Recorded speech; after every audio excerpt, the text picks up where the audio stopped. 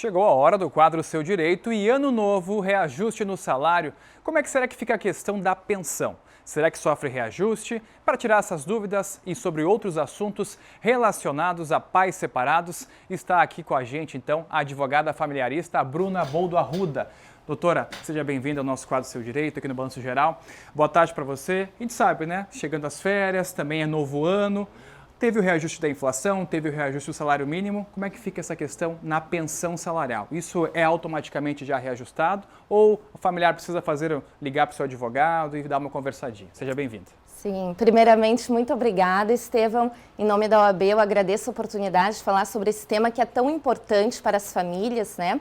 E realmente é uma preocupação que os pais que prestam pensão alimentícia devem estar atentos a cada virada de ano, porque nós temos sim as correções, né, os índices de reajuste do próprio salário mínimo que já está em vigor. Hoje nós passamos a um reajuste de aproximadamente 9%, então o novo salário mínimo é de R$ 1.320.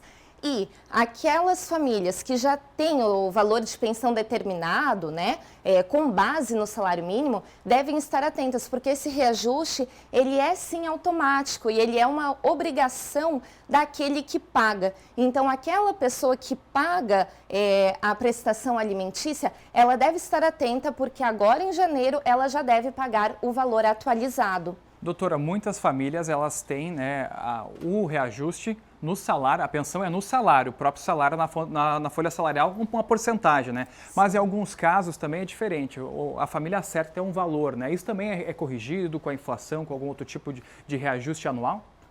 Sim, é importante saber que não existe uma regra fixa para essas situações. Isso pode ser acordado dependendo da situação de cada núcleo familiar.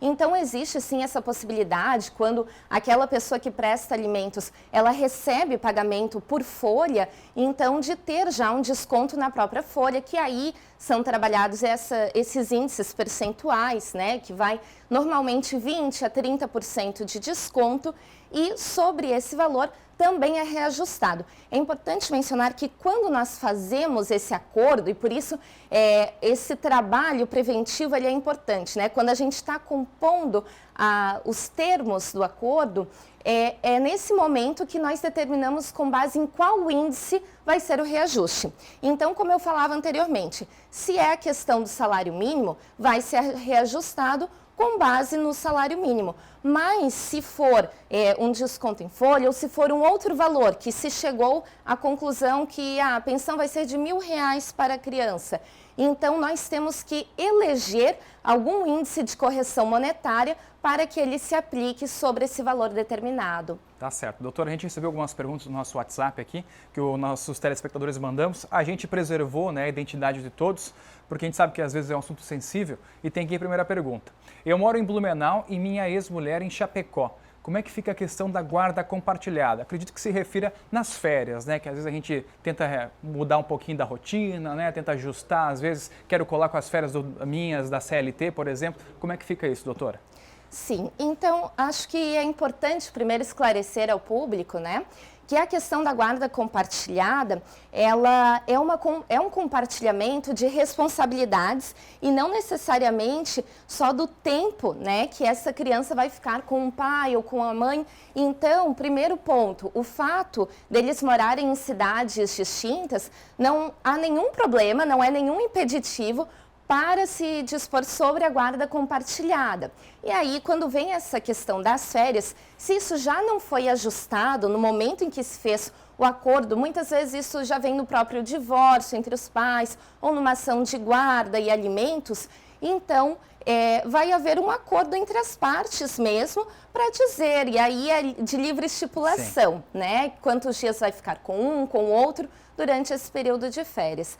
O normal, né, é que fique metade com cada genitor. Tá certo. Nós temos uma segunda pergunta que vai aparecer no nosso telão.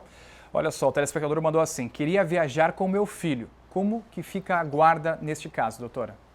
Então, aí nós temos alguns detalhes a observar, né? Então, isso vai depender muito de que tipo de viagem que é essa, se é uma viagem nacional, se é uma viagem internacional. qual é a modalidade de guarda, porque a guarda pode ser tanto compartilhada como unilateral de uma pessoa só.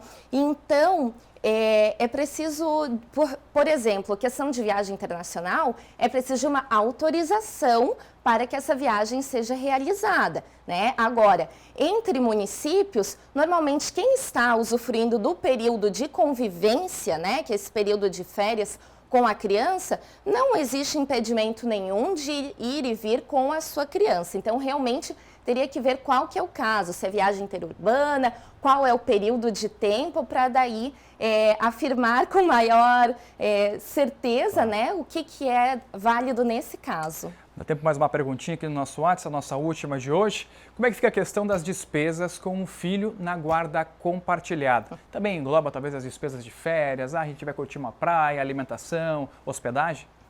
Sim, essa é uma pergunta bastante recorrente dentro da área, justamente porque muitas vezes aquela pessoa, e aqui normalmente eu falo pai porque normalmente é quem fica com o período da convivência e quem está no dia a dia é mais a mãe, né? Então, só para exemplificar, não que seja uma regra, mas para exemplificar, existe essa dúvida de, tá bom, mas agora no período de férias eu vou ficar metade do tempo com meu filho, eu quero pagar menos. Não é assim que funciona. Então, o valor da pensão, ele vai ser o mesmo também no mês de dezembro, no mês de janeiro, independente dessa convivência de férias, porque nós temos gastos extras de ambos os lados, né? Então, tem toda uma questão desses passeios, né? Então, se por acaso as partes entrarem num acordo diferente de contribuição, é algo a se conversar, mas em regra vai seguir igual, sempre determinado, né? Tá certo. Doutora Bruna Boldo Arruda, muito obrigado pela sua participação aqui no Balanço Geral, no quadro Seu Direito de hoje. Tenha um bom restinho de semana e, de repente, as férias ainda em janeiro dá para curtir, né? Obrigado pela participação, doutora. Agradeço mais uma vez.